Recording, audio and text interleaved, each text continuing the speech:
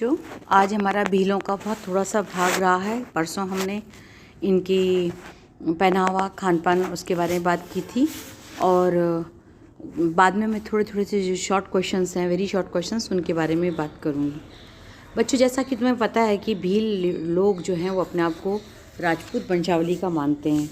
जैसे खासकर मेवाड़ क्षेत्र में जो भीलों की उपजातियाँ हैं 16 हैं, डूंगरपुर में 32 हैं, बांसवाड़ा में 36 उपजाति हैं और ये उपजातियाँ, इसके कई समूह अपने आप को आज तक भी राजपूत या मेवाड़ वंश के जो आपके महाराणा चित्तौड़ हुए हैं उनके साथ कंधे से कंधा मिला के इन्होंने काम किया और उनको सहयोग किया फाइटिंग में, इसलिए इसको ये राजपूत समुदाय से अपने आप को जोड़ते हैं। परंतु बच्चों, इनका जो रीति रिवाज है वो एक ही तरह का है। ख़ासकर ये लोग बहुत ज़्यादा हार्ड वर्किंग होते हैं, मेहनती होते हैं और इनके यहाँ जो विवाह है ये बहुत बड़ी व्यवस्था है और धार्मिक होते हैं। ये चोरी करना बहुत पाप मानते हैं और बाल विवाह यहाँ की कुप्रथा नहीं है। जैसे अपन कन्यादान बोलते हैं ना, इसलिए यहाँ छोटी बच्चियों की शादी कर लेते हैं, पर वर्तमान समय में यहाँ पर लड़के की आयु वही 21 साल और लड़की की 18 साल की हो जाती है, तब विवाह किया जाता है। ये चीज़ आजकल वर्तमान में बहुत ज़्यादा देखने को मिलती है।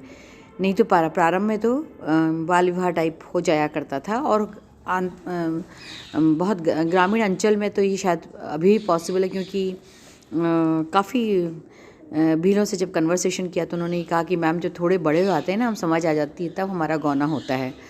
तो इसको गोल धेड़ा प्रथा भी कहते हैं। मतलब इसमें क्या होता है कि जो भी किसी क्षेत्र में कोई शूरता साहस का कार्य दिखाता है ना युवक, तो युवती को छांट लेने का उसको अधिकार होता है। मतलब he can choose the girl, उसको गोल धेड़ा प्रथा कहते हैं। और जैसे मैंने कहा कि बहुत ज़्यादा पूजा पाजी, देवताओं को पूजते हैं और अंधविश्वासी होते हैं, भूत प्रेतों में विश्वास रखते हैं और इनमें भी मतलब दाह संस्कार वगैरह सारी प्रथा होती है। कहने का मतलब, इनके देवी देवता जो हैं लोकल आपके भगवान महादेव, राम, कालिका, हनुमान जी, गणेश जी, शीतला माता, दुर्गा वगैरह सभी को ये बहुत ज़्यादा मानते हैं। और जादू टोनों में तो आज भी ये बहुत ज़्यादा विश्वास रखते हैं। मृतकों को जलाते हैं और पूरे कर्मकांड हिंदू धर्मावली के आधार पर करते हैं और सारे त्यौहार मनाते हैं। परंतु इनका सबसे मुख्य त्यौहार, यदि हम मेवाड़ अंचल, भीलवाड़ा, प्रतापगढ़ साइड में जाएं तो इनकी होली जो है वो बहुत ही प्रसिद्ध होती है। इसका मुख्य त्यौहार होली होता है। तो बच्चों, इस तरह से कुल जो ये अपने आप को राजपूत वंशावली के मानते हैं, तो ये ढोल बजाकर आपातकाल में अपने आप सारे लोगों को इकट्ठा भी कर लेते हैं, क्योंकि बहुत अच्छे फाइटर होते हैं ये। और फायरे भीलों का रणघोष है, मतलब इनका ये शब्द है। जीके के लिए बहुत याद रखिएगा क्या शब्द यूज़ करते हैं। जैसे गोरखाओं का है जय माँ गोरखाली, जय माँ काली, जय गोरखाली, ऐसे शब्द जैसे होते हैं ना। ये फाइटिंग कॉम्स के अपने जो फाइटर्स हैं, मतलब जो लड़ाकू जनजाति हैं या लड़ाकू जातियां हैं या उपजातियां हैं, उनमें कुछ स्लोगन्स होते हैं। तो स्लोगन में इनका क्या है, फायरे, ठीक है। और जो मैंने पहले बताया है कि जो भी काम ये करते हैं, इनका मार्गदर्शक इनका गेमती होता है, गमेती होता है। गमेती मतलब मेन स्वामी, ठीक है बच्चों। इस प्रकार से जो ये कोई भी यदि किसी सैनिक के घोड़े को मार लेता है तो उसको पाखरिया कहते हैं। मतलब फाइटर हैं ये बात मत भूलिएगा आप। तो कोई भी यदि किसी सैनिक के घोड़े को मारेगा तो क्या बोलेगा उसको, पाखरिया। तो आज हमने देखो बच्चों, जो इनके झोंपड़ियाँ मिलकर बनती हैं उसको पाल कहते हैं, भीलों के घर को कू कहते हैं, कू है ना। और फायरे इनका रणघोष है, गमेती इनका ग्राम स्वामी है, पाखरिया जो सैनिक के घोड़े को मार दे, यानी इतना बलशाली है वो, उसको पाखरिया कहते हैं। और गोल गधेड़ा जो प्रथा है वो शूरवीरता को लेकर के है, जिसमें किसी कन्या का चुनाव कर सकता है। तो ये इस प्रकार से इनके बहुत, और दापा इनमें जो है दापा इनमें एक सामाजिक प्रथा है, जिसको कि मतलब एक तरह से कहना चाहिए दहेज या डाउरी जो है वो इस तरह से माना जाएगा, ठीक है। तो कुल मिलाकर के ये इनका हुआ। अब है अर्थव्यवस्था की दृष्टि से वर्तमान समय में देखा जाए तो बच्चों, जब मैं बहुत ज़्यादा सरकार की 9 दिसंबर को जो ये आपका जनजाति दिवस मनाया सरकार ने, तो उसकी रिपोर्ट को जब मैं पढ़ रही थी और बहुत सारे उसके रिगार्डिंग भारत सरकार की ट्यूब्स को देख रही थी, तो मुझे बड़ा अफसोस हुआ कि जो मैंने अपने पूर्व के इस लेक्चर में ही बताया आपको कि ये वहाँ पर आपके इकट्ठे हुए और उन्होंने अपनी सारी समर्थता को जताया, यानी जनशक्ति का प्रदर्शन किया। और उसका उनका मेन उद्देश्य यही था कि सरकार हमारी बातों को नहीं सुन रही है। गुजरात और राजस्थान बांसवाड़ा के बॉर्डर पे जो है वाल पहाड़ी पर ये जब इकट्ठे हुए तो सरकार को ये चेताना था कि हम सब एक हैं, क्योंकि ये बहुत आक्रोशित थे। ये अपने आप को वन पुत्र या वो कहलाना पसंद नहीं कर रहे हैं। तो कहने का मकसद यहाँ पर बच्चों सिर्फ इतना ध्यान रखिएगा कि ये आर्थिक दृष्टि से बहुत कमज़ोर हैं, इनके यहाँ पानी की व्यवस्था नहीं है। जैसे पहले भी मैंने आपको ये शब्द बोला है, फिर से पुनः दोहरा रही हूँ कि सामाजिक व्यवस्था में ये बहुत आर्थिक दृष्टि से बहुत निर्धन है, क्योंकि जहाँ डैम वगैरह भी हैं, बांध वगैरह भी बनाया है सरकार ने, उन क्षेत्रों में साउथ में जैसे आपका माही डैम वगैरह है, साबरमती काठा के अंदर सारे इस क्षेत्र में पूरा का पूरा गुजरात वाला क्षेत्र, प्रतापगढ़ भीलवाड़ा वाला क्षेत्र जो सारा है, सरकार ने इनके लिए उन परियोजनाओं पर विशेष बल ने दिया। यदि मुझे भीलों में थोड़े से जो इकोनॉमिकली थोड़े ठीक लगे वो उदयपुर के आसपास के क्षेत्र के लगे, खासकर जब आप रणथंभौर की साइड में जाते हैं जो एशिया की सबसे बड़ी भारत की हमारी सबसे बड़ी दीवार है, एशिया की सेकेंड लार्जेस्ट वॉल है आफ्टर चाइना वॉल। तो उस टोपोग्राफी को आप रोकें और गाँव को देखें, परंतु जहाँ जहाँ उत्तम कृषि दशाएं हैं वहीं ये विकास कर पाया, अदरवाइज सब जगह छोटे छोटे खेत हैं ढाणियों में। तो कुल मिलाकर के इनको कृषि संबंधी पूरी व्यवस्थाएं या इरिगेशन वगैरह संबंधी सुविधाएं नहीं दी गई सरकार के द्वारा, तो अपने ही दम पर ही सब कुछ कर रहे हैं।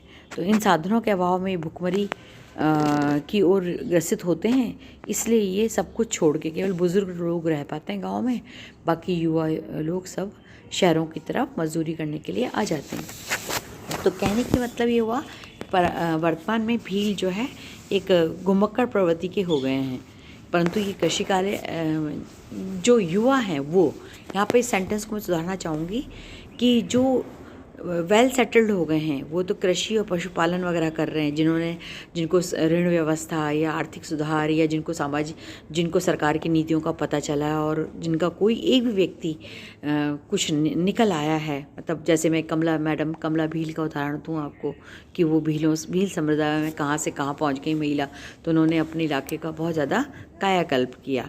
तो इस प्रकार से बच्चों बाकी लोग जो हैं वो अभी भी स्थानांतरित कृषि करते हैं, 80% भी कृषि कार्य में लगे हुए हैं। और स्थानांतरित कृषि करते हैं मतलब वही पहाड़ी ढालों को वनों को जला करके और वर्षा काल में अनाज दाल सब्जियां बो देते हैं, और इस खेती को ये चिमाता कहते हैं, चिमाता, ठीक है। और मैदानी भागों में वन काट करके ये चावल मक्का, जहाँ पानी है खासकर नदियों के सहारे है ना, चावल मक्का मिर्ची ज्वार बाजरा आदि बोते हैं, और इस प्रकार की खेती को ये दजिया कहते हैं।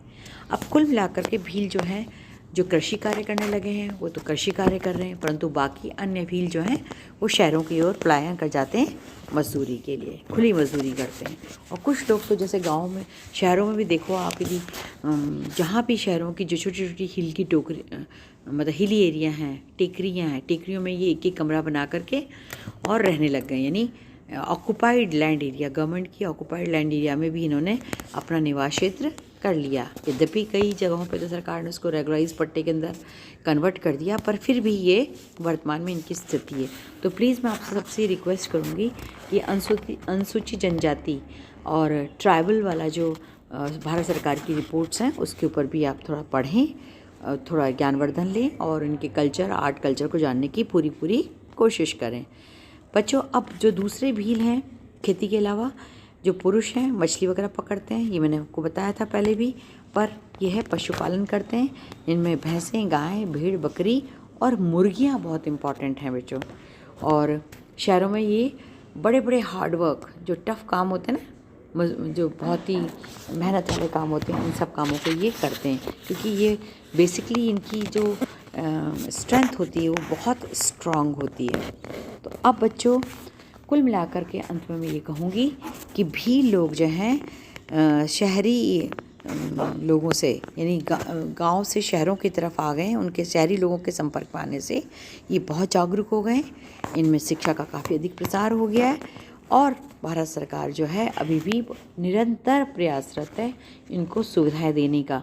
पर जैसे जहाँ पर जो लोकल नेता, स्थानीय लोग जो थोड़े से पढ़ लिख गए हैं और जागरूक हैं और अपने गाँव के लिए कुछ कर रहे हैं, तो वो समूह जो हैं वो अपने गाँव के अंदर अधिक ध्यान दे करके विकास कर रहे हैं। अन्यथा अधिक प्रतिशत जो है वो इनका गरीबी रेखा के अंदर आता है। बच्चों, अभी हमने छोटी छोटी चीज़ें कर ली, छोटी छोटी बातें हमने इनके बारे में पढ़ ली। मैंने इनके बारे में आपको छोटे आज जो ये सारे फायरे और ये पखारिया और ये सारे वर्ड बोले, ऐसे इस तरह से आप ये भी याद कर लीजिए वापस से। मुखादम या पटेल, पटेल होता है गुजरात के साबरकांठा और इस तरह जो बनासकांठा वाला क्षेत्र है ना बेटा, वहाँ पर बोलते हैं पटेल, ठीक है। और पटेल बेसिकली जो है वो व्यक्ति जो बहुत ज़्यादा लैंडलॉर्ड होता है, जिसके पास कृषि भूमि या जिसके पास भूमि बहुत होती है, उसको हम पटेल कहते हैं, या कृषक को भी हम पटेल कहते हैं। पर हम भीलों में भी पटेल या मुखादम नाम से जानते हैं बच्चों, है ना, ये ध्यान रखने का है आपको। और दूसरी चीज़ बच्चों बहुत ही इम्पॉर्टेंट है कि इसको हम निषाद या पुलिन जाति से संबंधित मानते हैं। क्यों? क्योंकि ये तीर कमान चलाते हैं, ठीक है। तीर कमान आज भी अपना तीर कमान अपना एक सिंबॉलिज्म, प्रतीकात्मक रूप से रखते हैं अपने पास में।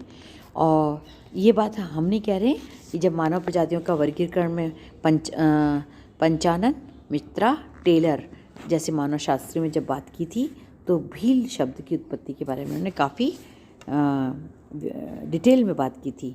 और यदि छोटे शब्द में एक शब्द में बोलेंगे भील का, भील बोलते क्या चीज़ होना चाहिए? तीर कमान, तीर चलाने वाला, भील मतलब तीर चलाने वाला। और ये द्रविड़ भाषा, ये लोगों से इसको लोग जोड़ते हैं, पर इसको हम अच्छे से नहीं कह सकते। और राजस्थान के अंदर ये डूंगरपुर, बांसवाड़ा और उदयपुर का जो छोटा भाग है आदिवासी, यानी प्रतापगढ़ मान लीजिए आप, चित्तौड़, पिथौरागढ़, उदयपुर, भीलवाड़ा, बांसवाड़ा, ये इसके निवास क्षेत्र के मुख्य स्थान हैं। तो आज के लिए हम इतना ही। होपफुली आपको सारी जनजातियों के बारे में समझ में आ गया होगा। ये हमने भारत की जनजातियाँ जो मुख्य हैं ख़त्म की हैं, और फिर भी आप पढ़िएगा। यदि कहीं कोई चीज़ समझ नहीं आई तो मैं आपको हेल्प करने के लिए तैयार हूँ। व्हाट्सएप पे आप निरंतर पूर्व की तरह संपर्क बनाए रखें, अपने ग्रुप में क्वेश्चंस डालें या इंडिविजुअली डालें। काफ़ी लड़कियों ने अभी तक मुझे अपने नोट्स दिखाएं, तो कृपया अपने नोट्स बताना शुरू करें। Thank you.